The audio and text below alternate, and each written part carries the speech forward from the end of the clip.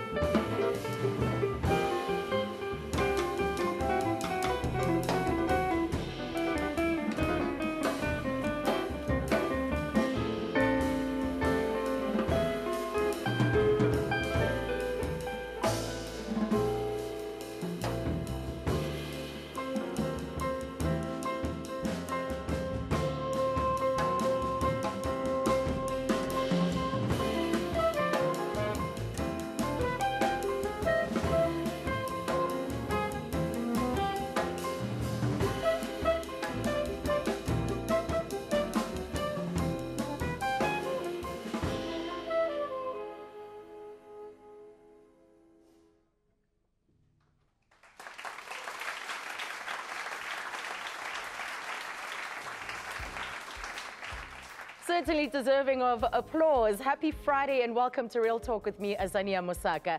Jazz music has certainly come a long way since the turn of the 20th century. So in celebration of what the young crop of talent South Africa has to offer the rest of the world, tonight I get to sit down with some of your favorite jazz artists who are great in their own right and are definitely elevating the genre to phenomenal heights. The phenomenal performance that you just saw was by the revered guitarist Vuma Levine, screen, accompanied by his European quintet, and they performed a song called Antique Spoons. And this absolutely displays the remarkable talent that he is known for.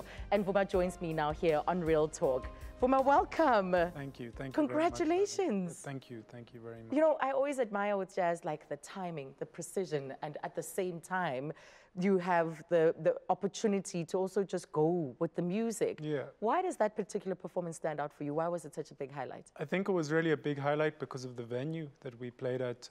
When I first moved to Amsterdam, I live in Johannesburg now, but I lived in Amsterdam for a long time. Yeah. And when I first moved there, that venue has a very, very prestigious name. And as a sort of student studying there, I watched a lot of my heroes play there. Oh my. And earlier this year was the first time that I got to play there as a band leader. They invited me to play there.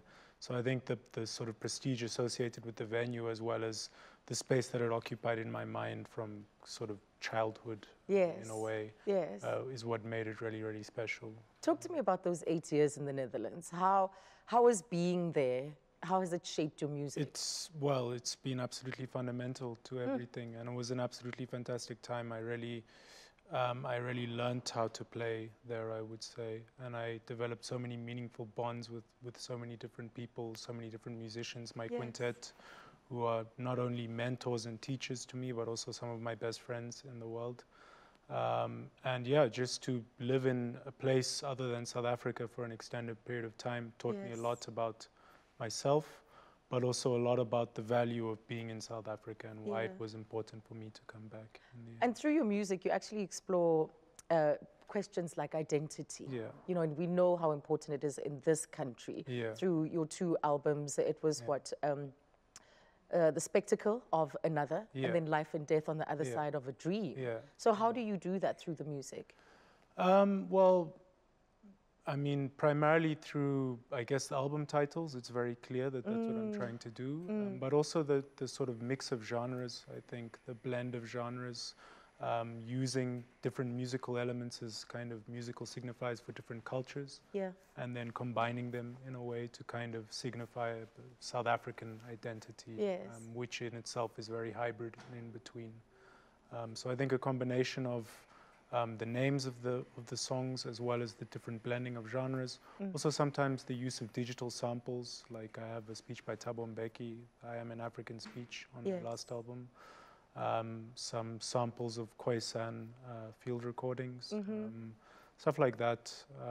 I think all of that comes together to sort of try and give a kind of archaeology of South African identity, of a history. You're like a deep well, Vuma. You're like this deep well. I went to school we went to the same school, but I was in the same grade with your sister, Sam. Yeah. And this peace that you always seem to be in, the stasis that you're in, where does it come from? I think it's very much an external thing rather than, I think internally I'm always quite anxious, to be quite honest with you, but somehow I manage externally to not necessarily project that, which I suppose is not that healthy actually. But yeah, a lot of it, I guess the internal piece is, I guess, just sort of realizing that life is a process, and I'm really, really constantly trying to learn from everyone as much as possible.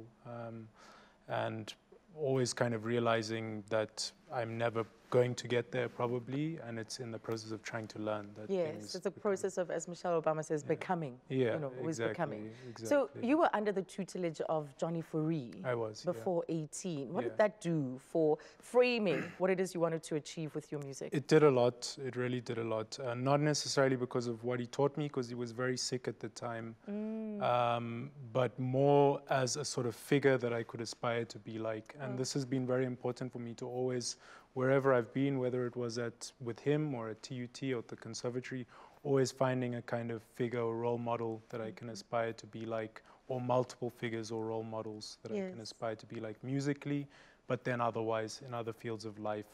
So personally and intellectually and all of that sort of stuff. Absolutely. Well, we know you're busy. You're traveling. You're between here and the Netherlands. We couldn't have you perform live because it would have meant having your entire band, which was impossible for today. But thank you very much, Fuma. Thank you for having me. Thank you. Appreciate that. Well, today is all about the music. So we're keeping the talk brief and allowing you to immerse yourself in the sounds of the jazz artists we've invited today. So if you've been feeling a lot like the South African jazz genre has gone through some kind of wonderful resurgence over the past 5 years or so, you're definitely not alone. After the break, a young woman who has taken to the jazz music genre like a fish to water. Zasha Zacchaeus joins me next. Don't move.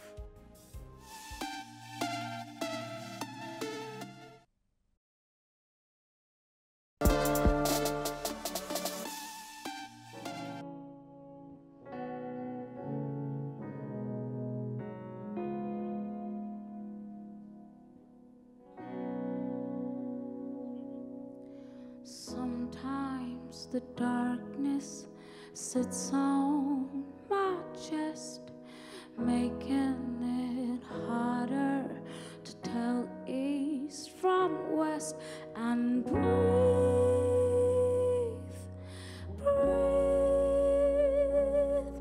till the stars remind me this too shall pass, my dear. I've got to breathe. Sometimes I love me and sometimes I don't, but I've got to walk this hard wire alone and breathe,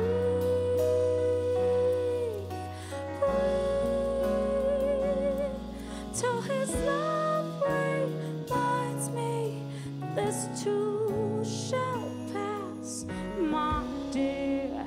I've got to breathe. Perfume, perfume, lele, ubomo bucha, sendi flale uwe, vida yonke. Perfume, perfume, lele, ubomo bucha, sendi flale uwe, and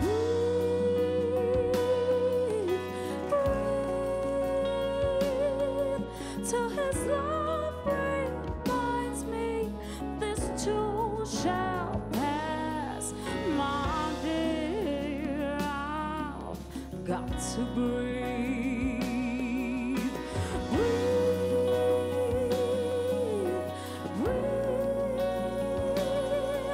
till his love reminds me this too shall pass, my dear. I've got to breathe.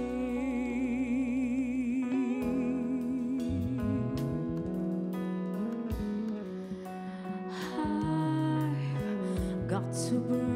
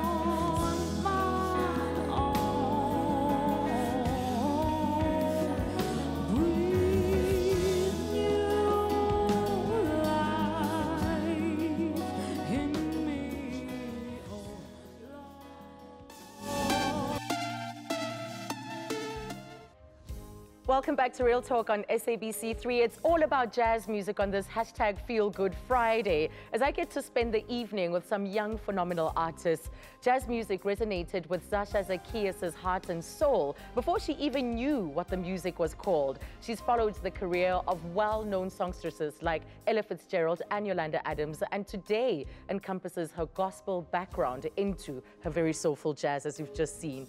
Welcome, Zasha. Thank you for having me. Oh my gosh.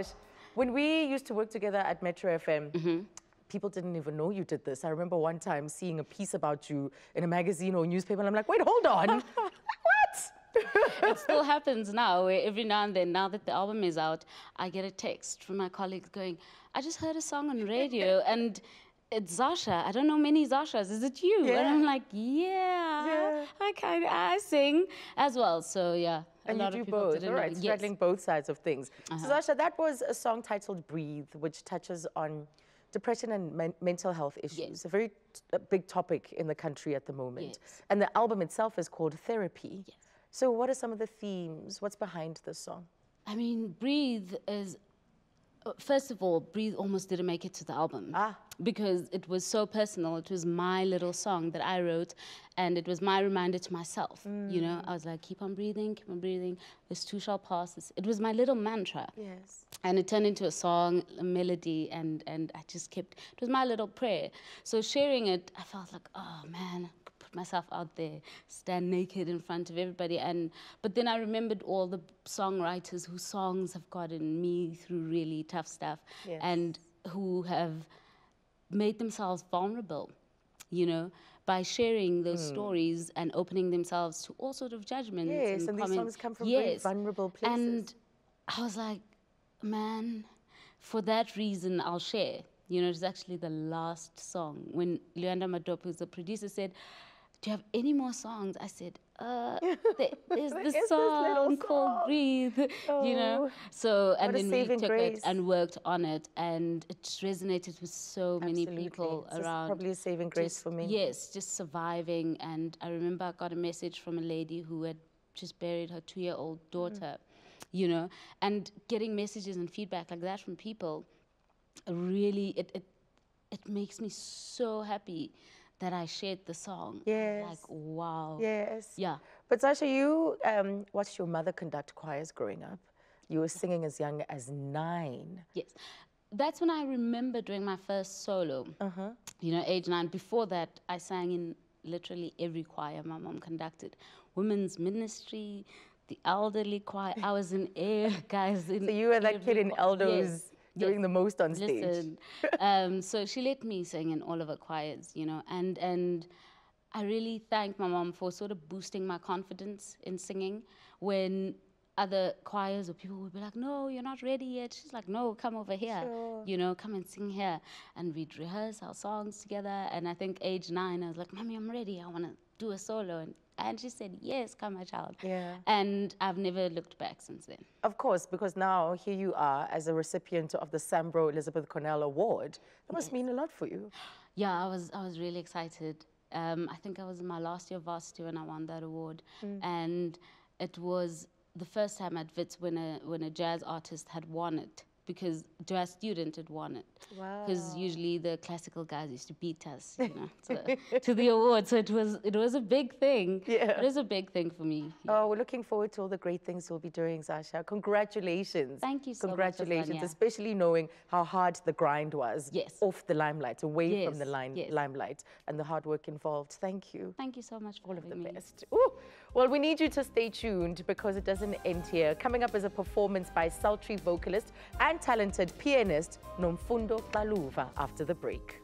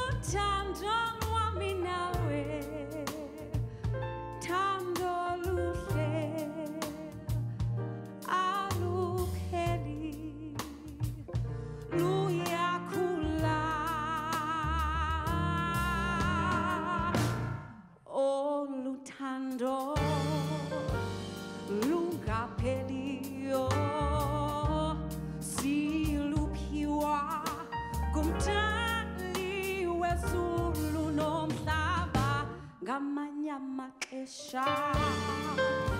Ndiziva ndanele, ndisindwa zinhlungu zenhliziyo edakumbileyo, ingqondo nenhliziyo ziyaphikisana. Ndithi senihamba ndibuyele ekhaya. Wena uthando lwami nawe, thando luhle alupheli, aluyeki oluthando lwethu lunamandla.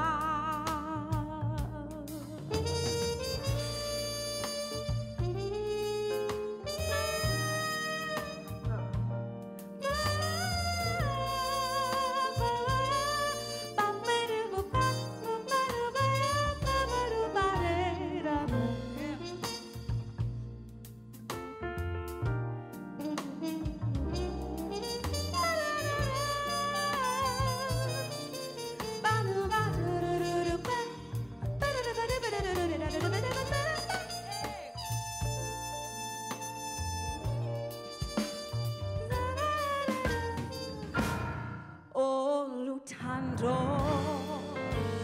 lungapheliyo, siluphiwa ngumdali wezulu nomhlaba.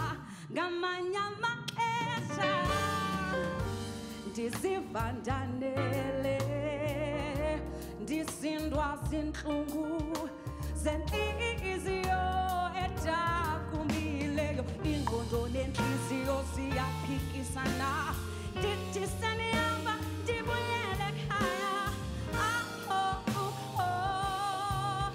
Wena uthando lwami nawe, thando luhle alupheli, aluthothi oluthando lwethu luyakhula.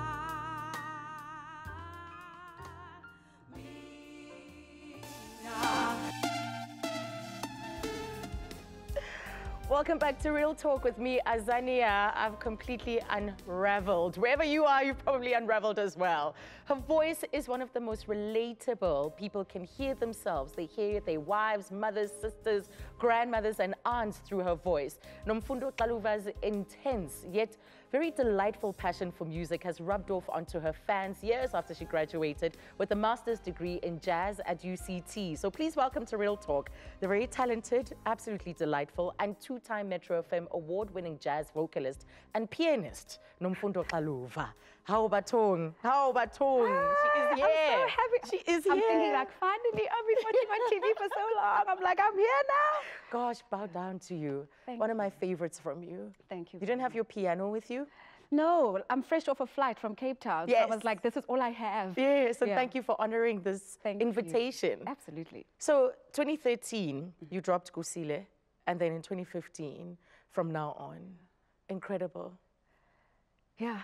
Yeah, and time goes by so quickly. People are already rushing me. When's the next When is the one next coming one? out? It's When's the next one 2018 when coming I'm out? Yeah, you're like, girl, you know it's long overdue. Yes. But I'm writing, and I thought I'd go into studio this year, but so much has happened, and I started lecturing now at UCT, and the traveling schedule and everything. But I feel like, you know, I gotta do this now. Gotta get in the studio and put out new music. So what did studying jazz help you to discover about yourself? What did it teach you about yourself?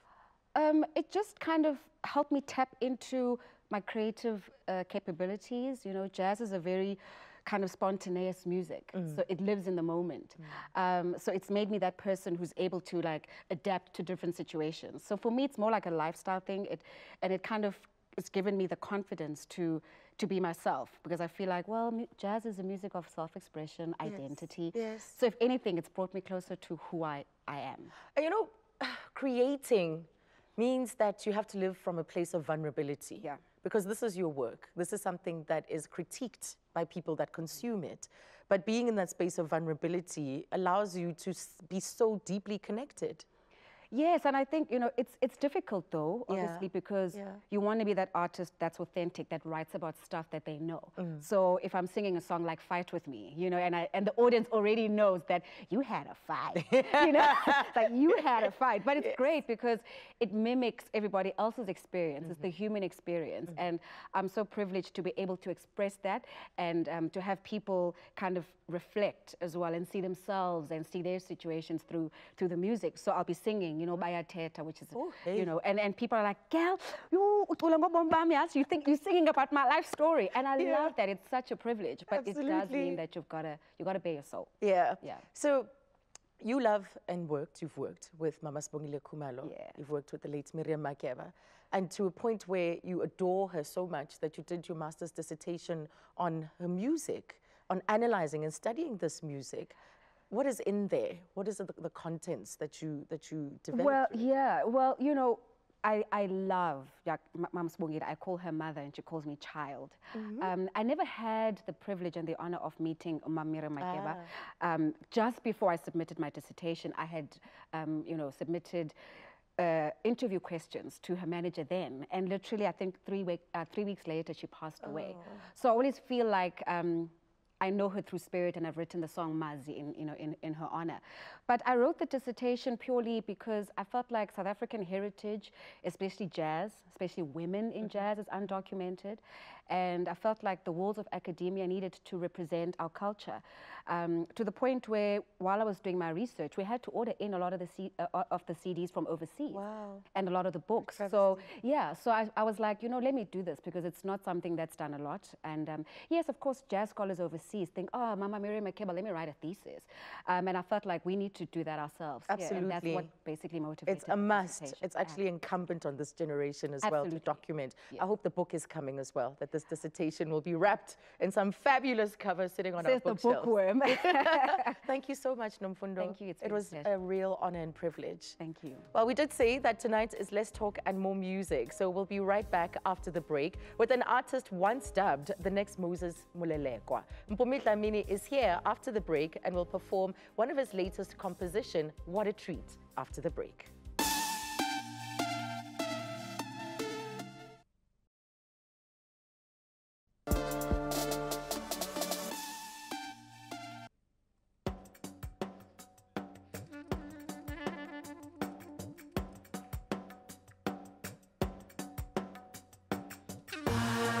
Surah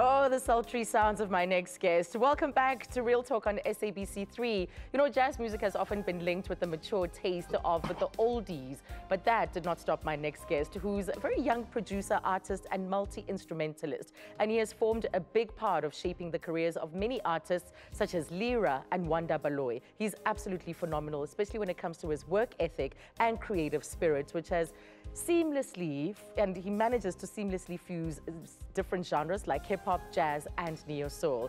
Hey, Hello. it's been forever. 5 years. Has it been 5 years?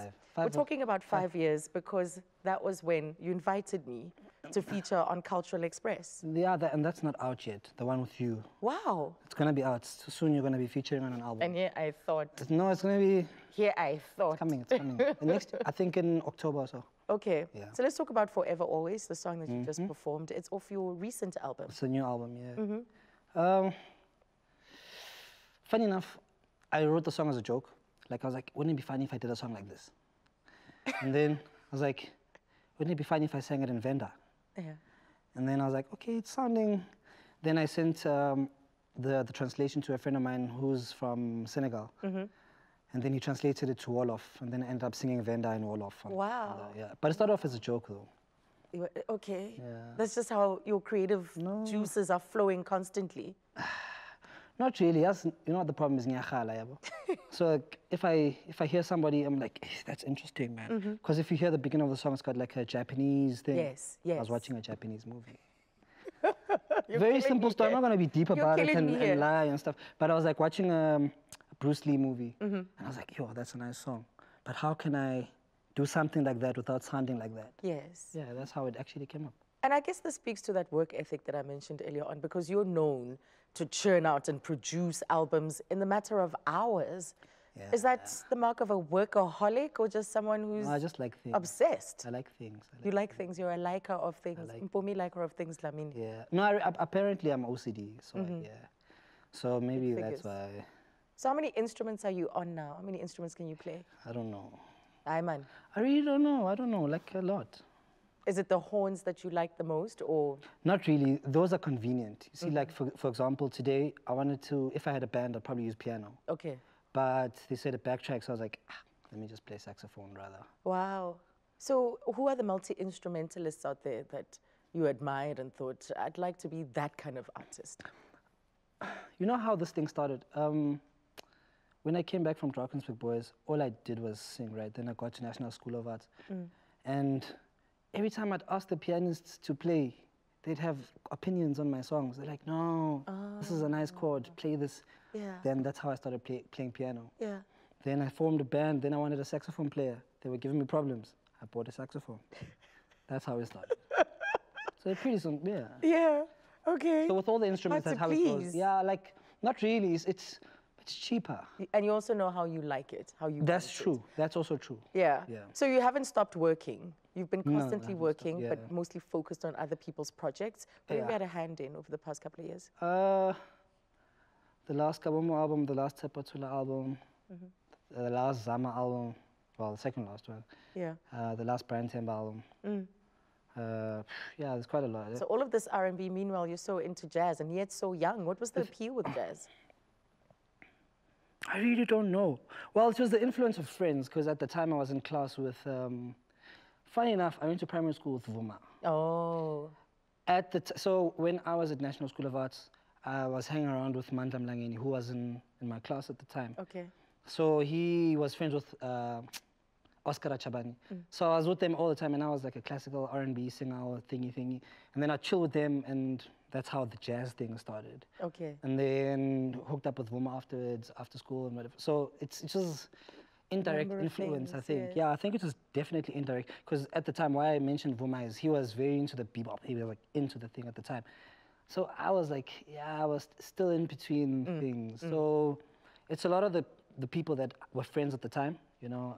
It was definitely influence. Yeah, and jazz is great because it's all about improvisation. Yeah. For me, you are one of those people that one wants to, like, you just want to get into your, one wants to climb into your mind and properly have a look, walk around, satisfy yourself that, yes, we know what's going on in this guy's mind. I don't even know. You don't even know. Well, he is absolutely phenomenal, and we look forward to more of his work in future. Well, coming up is the woman behind the epic Yellow, the novel album. She's next. Yes, you may have guessed it, Zoe Mudika is here.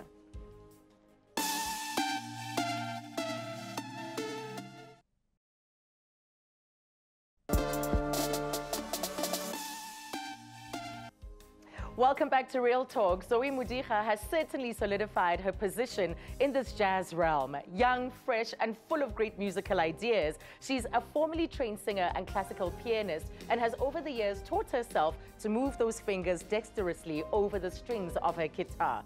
So please welcome my hashtag woman crush every day and summer-nominated singer and songwriter Zoe Mudika. I just love you. I'm your crush. Oh my gosh. That's amazing. Yes. Let's be each other's crushes. Of course, of course. You've made everybody fall in love with the color yellow. Oh, what man, is this I'm so about? glad. So the original story has me growing up in Pietermaritzburg and being the weirdo, right? And the thing about me being the weirdo is that all the girls would color their books or whatever the case may be with the color pink. And I'd be like, well, I'm not really into the color pink. So there was a song called Yellow Washa. And then from then on, I just realized that yellow is everything that I want to embody. And that's what I want the listeners to get as well. You can be bold, you can be sunshine, you can be joy, you can be cautious, you can be unmissable. You know? Oh, and you are unmissable. Thank you. One cannot miss you, whether on stage, in a room, such a striking figure. So you were nurtured, I guess, this gift of yours, developed and nurtured at NSA. Yes. That's where you trained your vocals. You learned how to play what's the clarinet, The as clarinet, well as the classical piano, and the voice. And now, self-taught with the guitar. How's the journey been?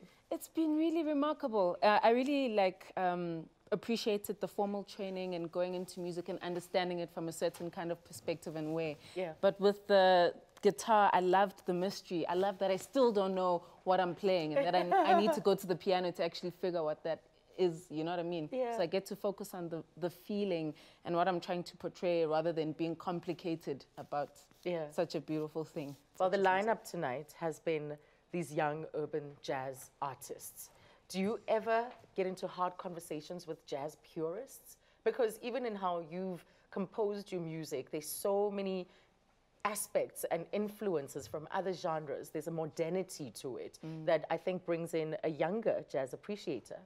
I think for me, what's really important about music is for us to just love the fact that it's music, you know, and for it to be outside of the genre, because I think we complicate it. Yeah. If you listen to Kaluva's music or Zasha's music or Duma's music or Mpumi's music, you should be able to just get a feeling from that and be settled within that. Sometimes we just complicate it with terms and words when it's just a feeling. Music is there to show us what life is, to be there when we experience it, to show ourselves back to who we are, you know, and that I think is our job as musicians, you know. So when it comes to the whole purist conversation, I tend to sit out on it because I just find that that takes away from the whole point. It's like, I'm not wasting my time, I'm not about this.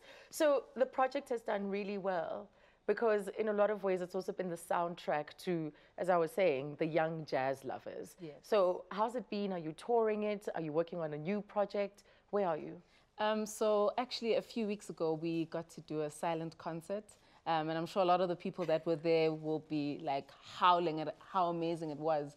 It was basically going into a moment of self-realization for everyone. I can't really go into too much detail about it, but we were able to capture it and just recently been a part of a collaboration with a beautiful designer called Neo Serati, where we did a fashion film. So I really just want to milk Yellow the novel and make sure as many people get access to it. But I've definitely written new material. So I'm looking forward to people hearing that. Not only are you great performing your own music, but you also do such an exceptional job delivering the likes of Nina Simone on stage or even other artists. So why do you always have to tap into that? I love the idea of being able to appreciate the fact that I have the opportunity that I have to bring my music to people. Yeah. And I love the fact that I come from that same appreciation.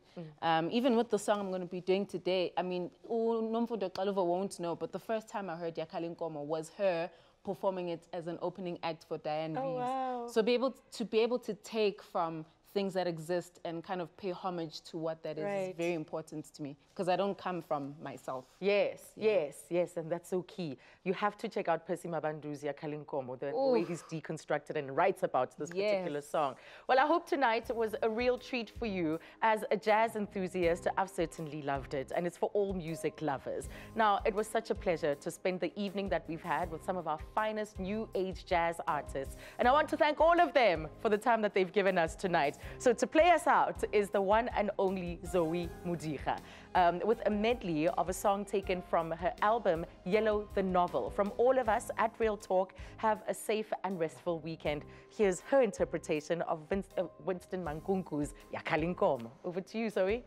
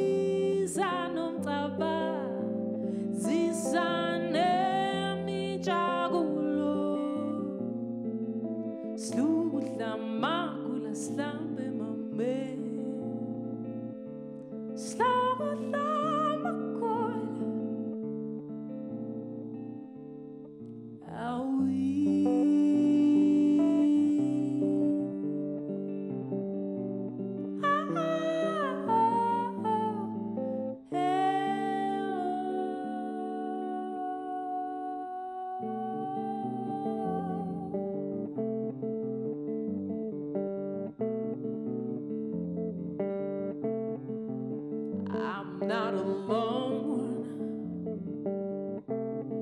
Alone's not my home. This is the thing.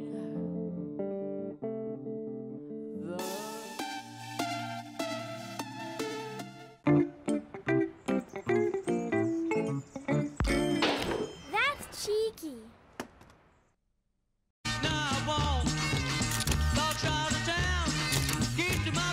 Real Talk is proudly sponsored by Y-Way and MTN.